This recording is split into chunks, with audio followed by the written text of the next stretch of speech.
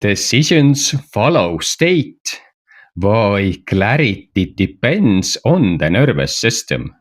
This is Brain Lion Institute, episode 159.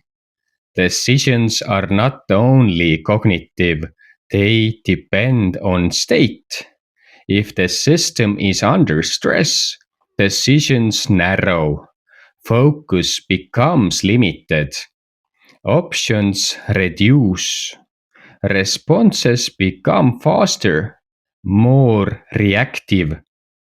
When the system is stable, decisions change. More information is processed, more options are available. Responses become flexible, more aligned with context.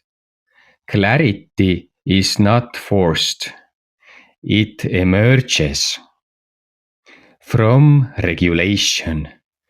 The quality of decisions reflects the state of the system. Next episode: how system state shapes long-term direction. If this resonates, please subscribe, like, comment and share.